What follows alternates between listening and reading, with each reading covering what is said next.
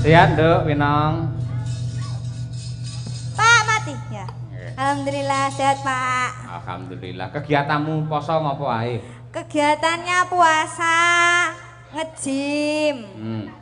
Terus bersih-bersih rumah. Terus kuliah. Terus main. Terus luar takjil, ngabisin uang. Wis gitu tok, Pak. Oh iya, apik kuwi yen sampean nyumbang takjil ngono ya apik. Kok Jan yen nyumbang? tradisine wong Jawa kuwi, Nduk. Waton enek takjil, terus ana Jumat berkah, enek wong genduren. Kuwi janjane wong sak Indonesia warek kabeh tanpa MBG wis jalan misal. Ayo. MBG makan bergizi gratis. Tembung gratis iki ngenyek karo rasane para kawula. Kok iso gratis? Wong kuwi dhuwit pajeke saka menungsa, saka rakyat kabeh sing diunggahke ning pemerintah banjur dibalekke ning para kawula. Ngono kok iso diarani gratis iki lho. Nggih napa mboten Pak Bu? Lah nggih. Ayo, ngene kudu dipenggali aja nglarani atine wong cilik. Sosok ana bantuan nggih wong cilik, kae dudu bantuan. Kae bantuan nggih wong miskin, kae dudu bantuan. Anane wong-wong ki do miskin, mergane sing dhuwur do krayan dhuwit do ngrogoti bondo negara. Yen kabeh mlaku apa mestine ora enek wong miskin ki ra ono. Iya to, kaya ngono. Racake mesti sejahtera kabeh. Iya. Mula ya bab kuwi ben entuk kawigaten. Ngono kuwi. Poso wae ngatasé rata-rata muslim ya MBG tetep metu Nduk. Ayo. Jare kon sing ra Islam engko mangane karo ndelik. Yen sing poso go mulih. Anakku tau nggo mulih kuwi makanan MBG. Teko omah ya ampun, gedange nganti kaya uta-utan. Lah iya ngono kuwi. Kaya ngono kuwi. Tur akeh anggaran yang dipangkas termasuk ADD, anggaran dana desa. Kuwi saiki dipangkas. Akhire akeh wilayah-wilayah sing do ora gelem nanggap wayang mergo ora duwe anggaran. Yen nganti desa-desa ora wayangan, akhire sing mrongo senimane. Nggih napa mboten? Ayo ngono kuwi. Iki rata-rata iki pancen sepi kabeh ya. Sepi kabeh. Wis tak pantau dalang kae. Biasa. Dalang kae biasa. Awake dhewe rada mending lho. Ayo. Bersyukur. Ayo ngono kuwi. Nduk, Birgita Ayu. Nggih, Pak. Selamat malam. Selamat malam. Jenengan ora muslim ya? Mboten. Poso ndik ya? Mboten, Pak. Kok jenengan mboten tangket Pak kegiatan iku kok jenengan pilih kasih Winong mau ditekoni kegiatane apa? Ngono-ngono kuwi. Oh, dikira monotone. Iki takok kegiatan kuwi. Ya ben adil, Pak. Jenengan iki pemimpin nek sindene ngadeg berdua iki ya tekonine sing padha. Oh, ngono. Ya. Yo, tanggapan. Jenengan iki lho, Pak. Niki kan tasih anu to, Pak. Bulan apa jenenge? Iya. Bulanan ayo.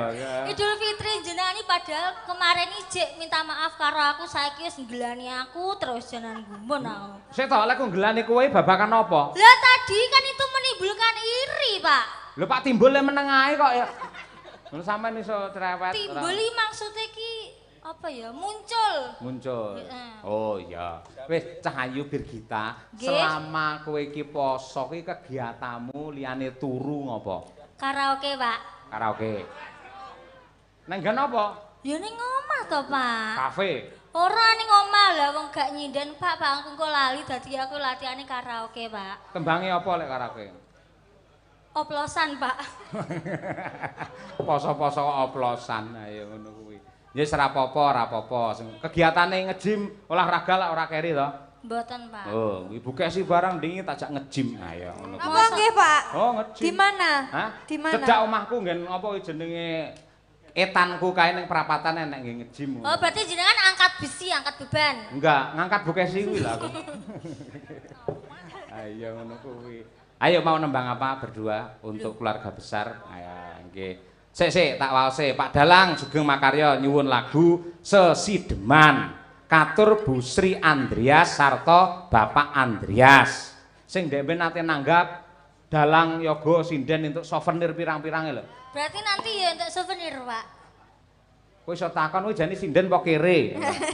Ya kan tanya, Pak. Wis diparingi kok ya aneh-aneh. Iki saking kula keluarga Bapak Mailan Hendar Prasetyo saking Jakarta. Niku ugi Ki Sunaryo ketua apa ki? Sanggar Cermo Laras Ciledug Tangerang. Nah, kuwi sesideman. Cermo itu apa, Pak? Lulang. Hah? Lulang. Oh, ya udah. Terus, Pak? Sesidiman terus. Terus piye maksudnya? Loh, biasanya kan ada sawerannya. Picek ora enek apa-apane. Senengane kok karo Boong saweran ya? kok iyip ya ora ngono. Bohong, Pak. Biar nggak mungkin loh Pak Hendar tuh ngasih surat cuma-cuma tuh nggak mungkin nggak sih? Ya Allah, iki lho ora enek apa-apane, kabeh ora enek apa-apane. Nun sewu Pak Hendar tinimbang kula dikuyo-kuyo sinden raketang 100 mang paringi to Pak niki Pak. Malah Enggak, dremis kabeh ora. Bercanda, Pak. Bercanda. Ya, nggih. Yuk diwiwiti sing sepuh. Sinten, Pak? Sing tuwek sapa ayo ta? Kula 17 tahun, Pak. 17 tahun. Alah. Wiwitane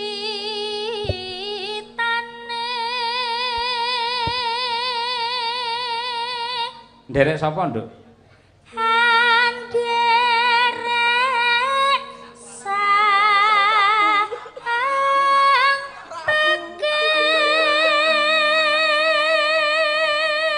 Iki wis pinter kok. Biyen nderek Pak Cahyo malah ngono kuwi. Priya sing piye, Nduk? Priya bagus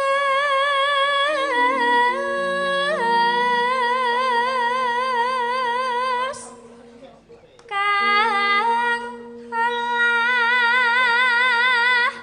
budaya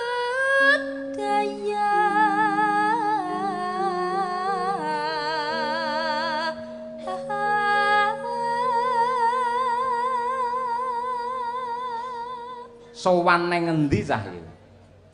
Boyolali. Sowan menyang kutha gedhe.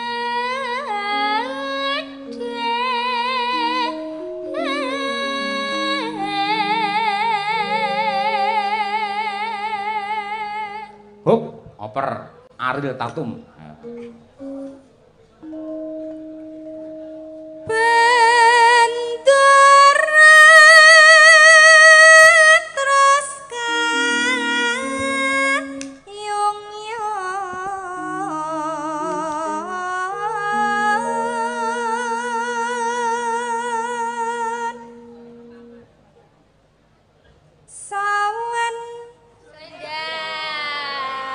Sing salah dek to. Engko sing disalahne aku, salahe ora tanggapan. Ngono. Mulane koyo aku nang karaoke. Kok iki sinden ya golek salah. Sing salah mesti aku mentian.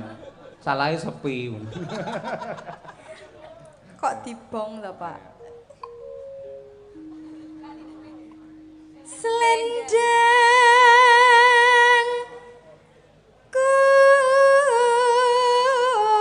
kuning Nonano kang saking wukir.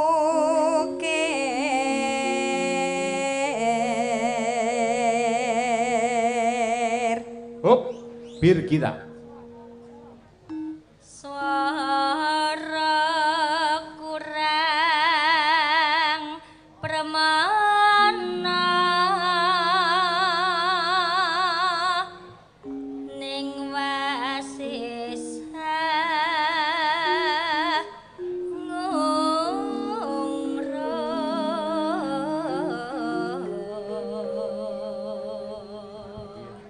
Napa le? Oh, tanda tangan. Oh nggih. Wayang napa niki sini? Bathara Guru. Bathara Guru iki adike sapa? Bathara Guru ki adike Pak Bathara Dosen ya. Ditanda tangan pundi niki? Ngen pundi? Ngen sapi niki. Oh nggih, niki lho. Dongakne esuk dadi dalang kondang ya, Le. Bojone akeh. Ora. Nggak boleh ya, Dek ya. Le, nyuwun THR Pak Dalang, Pak Dalange niku sugih saestu lho tenan. Provokator. Tenan. Lah nggih, mosok sampean gur nyuwun tanda tangan tok. Sampeyan milih tanda tangan apa duit? Duit. Tanda tangan, sik. Niki, Mak. Niki. Sampeyan tanda iki rungono Bir. Iya. Iki cah cilik sing ikhlas. Ya. Sampeyan tanda tangan karo duit milih ndi? Tanda tangan. Iya. Nah, tepuk tangan untuk anak kita iki. Ya ngono ki. Ora kaya sinden wajahe kaya kotak amal malan ora. Lho, lah duit kuwi penting. Sama nek ra duwe duit ya ora iso tumbas ciki nggo. Aja nggugu omongane gurem ceceker. Gunung cecek. Gurem iki kiwan cilik ning gateli ora ngono. Tapi jeneng ini ya mbok ya sing anu to Pak, masa ada anak kecil kok gak dikasih apresiasi. Aja cetel-cetel to Pak. Nyo 100. Susuk 80, ayo. Nggih iki lagi buka dasar dijaluki. Lagi apa? Yo. Angung rum. Sinten? Awakmu. Angung rumarang bendara.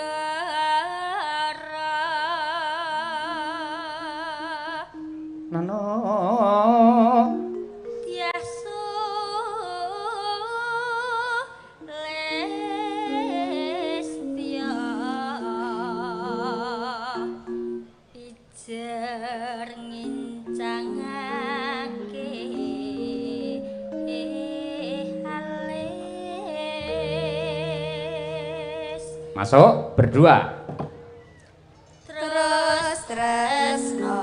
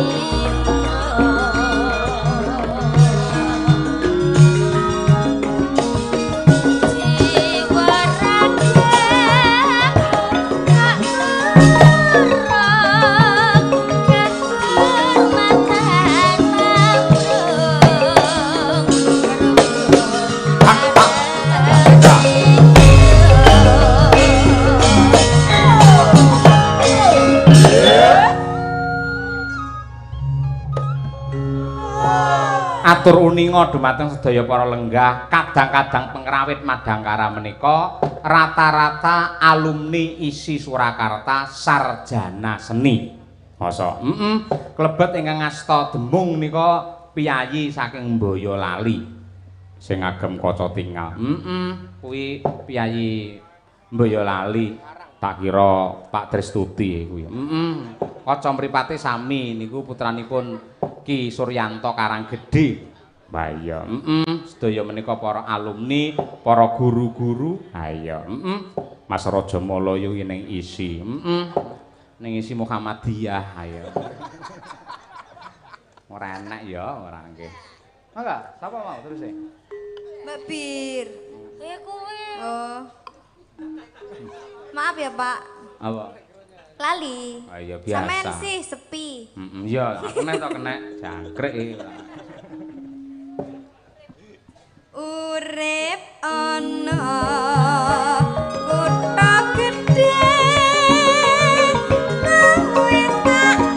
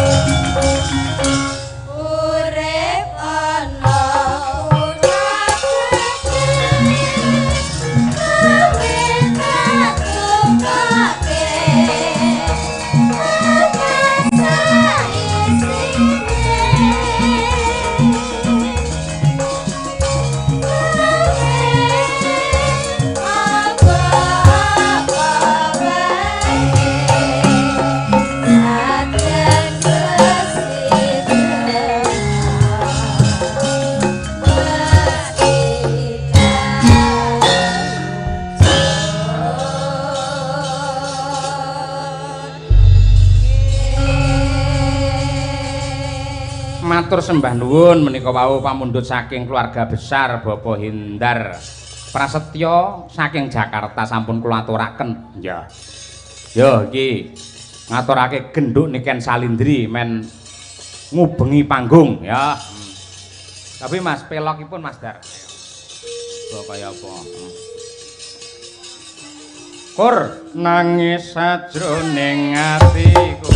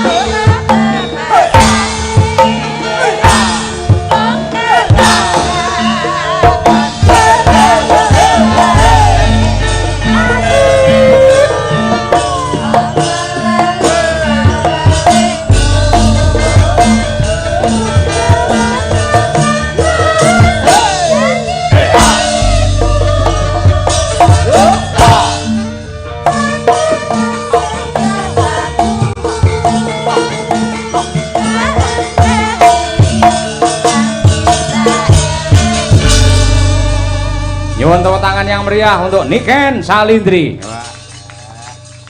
Lagi ngadeg sepisanane wis gawe pengiram-iram. Wah, temenan. Aman awake aman. Aman, Pak. Sehat. Alhamdulillah. Ayo. Pokoke anggere ning panggung Madangkara, wong lara dadi sehat. Lah nggih. Aduh. Lambene kancane sing elek, wong melek dadi ngantuk. Tapi saestu, Pak. Pripun? Dalu niki kula alhamdulillah pun sehat. Jare wingi ya bar opnam. Nggih, ndek wingi opnam. Diimpus. Nggih, diimpus. Sing impus sapa kean? Sing impus sustere. Sustere ya. Nggih. Jane karo dokter wis entuk tanggapan apa durung asline? Sebenarnya dereng. Dereng nggih. Nggih, dereng. Kenapa alasan Anda kok malam hari ini rawuh ning Laladan Sambi? Karena saya sudah berjanji bahwa saya bisa datang di malam hari ini, makanya saya harus tetap profesional, Pak. Oh, hebat. Tepuk tangan untuk Niken Salindri lah ngono kuwi. Janji itu harus ditepati, Pak. Nah, Mas betul. ngomong, Mbak Niken, tanggal segini bisa, nggih, kula saguh, kula hadir, kula nggih harusnya menepati janji itu. Saya juga harus datang. Kaya ngono kuwi. Nggih, leres. Pancen sing apik kaya ngono kuwi. Sampeyan ki dadi seniman multi talenta, ndelalah wayang saiki mulai hidup lagi karena ada Niken Salindri. Biyen ki jarang emak-emak, bocah wedok enom ki nonton wayang. Ning mergo adanya Niken Salindri, akhire iki lho cah nom-nom kabeh do nyuting kaya ngono kuwi. Ngono. Nggih, alhamdulillah, amin. Matur nuwun sik karo Bu Rini. Nggih, kula ngaturaken matur sembah nuwun sangat kagem Bu Rini kalian Bapak Indar dan juga Mbak Delva. Nggih, Belva Putri. Mbak Belva. BORD. D B babi. B. Lah ini B, Pak. Iya, B. Kalau D kan Dara. Oh iya. Iya, D Dara. Nama lengkap Belva Putri Prasetya. Umur 17 tahun. Belva. Oh, berarti sama. Tahun 2008 juga. Oh iya. 2009. Oh, iya semoga. Apa bintangnya apa? Bintangnya apa berarti? Apa? Lah kuwi tahun 2008 kuwi ya kuwi. Kuwi sasi apa? Kok sik ta kuwi sasi apa? Kula Juni. Juni kuwi apa kuwi? Kula Cancer. Oh, padha karo aku. Napa? Jenengan nggih Juni. Juli ning yang mlebu Cancer. Cancer. Ya Cancer ya batangan ngaplak. Bulan apa, Mbak? Oh, bulan ini sekarang. Oh, sekarang ulang tahun. Oke. Oh, 19. Oh ya, semoga panjang umur sehat selalu. Dan juga Ibu Rini sekeluarga Bapak matur sembah nuwun mugi-mugi rezekine kathah barokah, turah-turah ora lokane malah kebak. Mugi-mugi awet leh momong anak putu. Amin. Mugi-mugi sukses selalu dan semoga tiap tahun diadakan acara seperti malam hari ini. Amin ya rabbal alamin. Kuwi ucapan untuk yang lagi ulang tahun. Upamane lagi pernikahan ucapannya piye? Kalau lagi pernikahan ya semoga menjadi keluarga yang sakinah mawaddah warahmah, semoga cepat diberi momongan. Oh iya, upamane terus apa kuwi jenenge pernikahan Mas ngono piye? Oh, pernikahan Mas 50 tahun 50 berarti tahun. Pak ya. 50 tahun ya semoga awet leh momong anak putune, mugi-mugi panjang umure ngaten. Yen sunatan. Sunatan ya semoga menjadi anak yang soleh, semoga cepat membesar dengan baik, semoga. Sik, kata-katamu apik mau, anak yang soleh, bagus. Ya? Kok bar kuwi membesar dengan baik lho? Pertumbuhannya. Oh, pertumbuhannya. Pertumbuhannya harus membesar dengan baik. Oh. Gizi yang baik, jangan gizi buruk. Oh gitu. Iya. Ini kita ngomongnya positif aja, Pak. Positif thinking ya? Iya, oke, positif siap. aja. Semoga cepat sembuh. Semoga tidak membengkak. Membengkak, iya. Ya. Yen sunat cara saiki adik-adikmu kuwi nganu ngangge apa jenenge laser wis maju to. Enek sing luwih maju meneh. Apa itu? Dadi dijak main PlayStation, dhek fokus rono. Dadi iki lho, Oh, kulupe iki diketok ora krasa. Ngerti ora kulupe? Kulup. Berarti di situ ada kulupannya. Kasih pecel gitu. Ora ngono sayang. Gimana, Kulup sayang? iki biologis ya, ora Ya, rusuh ya. ya. Dadi wong lanang kae lek enek helme to. Lah helme Abot kuwi. to Pak dikai helm. Lah timbang cekel polisi. Cilike sakmono lho Pak. Heh. Helme sak pira? Lah ya paribasane jenenge. Aku lek cilik ya helme ya cilik padha wae ngono kuwi. Oh iya, kasih Lah sing helm. diketok kuwi, ngono. Helmnya. Kuwi jenenge kulup. Mula anggere wong tuwa nyeluk anake, ngger kulup ning wayang ngono kae lho. Kuwi mesti anak lanang, kok anak wedok diceluk kulup. Salah. Ngono kuwi. Oh, yang dipotong kulupnya. Kulup. Berarti jerabut-jerabut itu, Pak. Namanya juga kulup, kulup kan. Sing jerabut-jerabut apane? Kulup Ora jerabut isih murni suci ngono kuwi. Ora enek pertumbuhan apa di situ enggak ada. Oh. Kuwi. Gak enek gak suci, anak kecil tuh masih suci. Iya, Iya. bener. Katresnan sejati. Oh, gimana itu, Pak? Hah? Katresnan sejati marang wanita sing tak tresnani.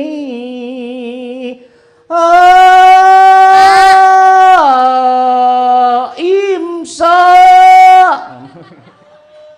Itu lagu nyiptakan sendiri ya, Pak? Heeh, ngawut. Oh, jelek sekali. Nah, pancen wis suwe. Ayo.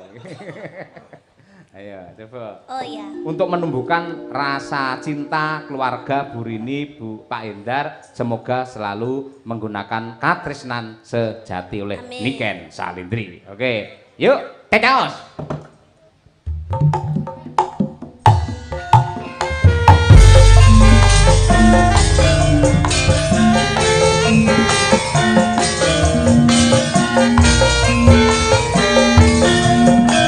Sanidi, dimanapun Anda berada.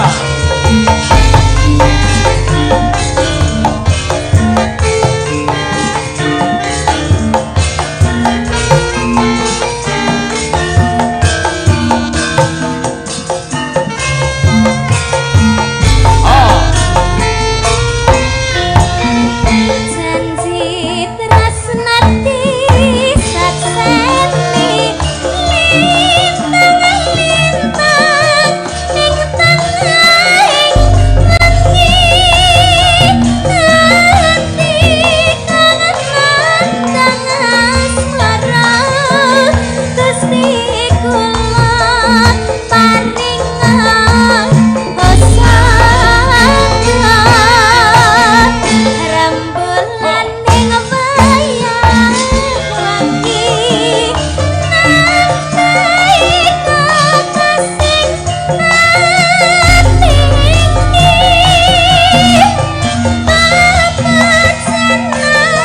nanti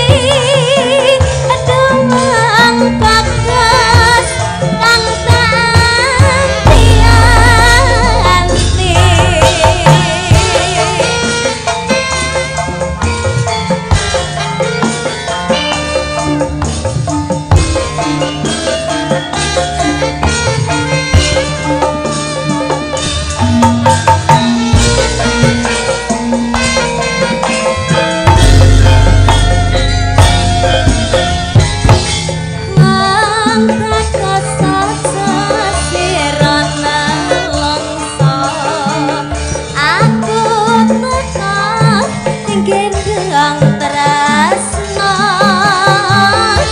lelangan asmara gawe sewu rasa tanggari hati ujian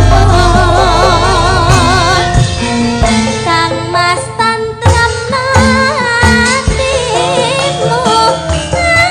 kesatria nganteni sliramu bisa ketemu tresno suci manggil rayu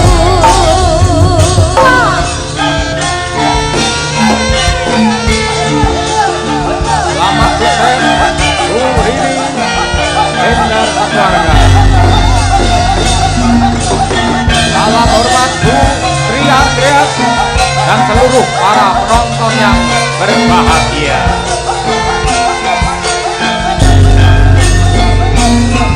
Oh.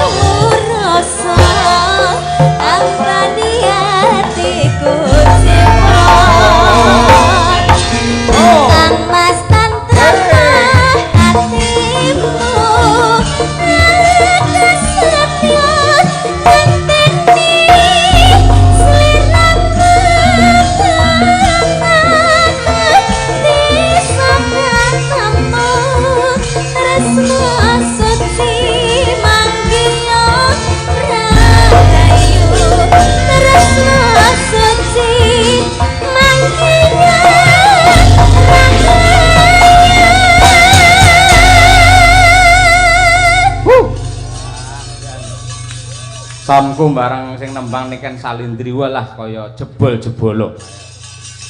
Istirahat sih ya Nduk, jaga kesehatan. Inggih, Pak. Mengko nembang neh nggen goro-goro.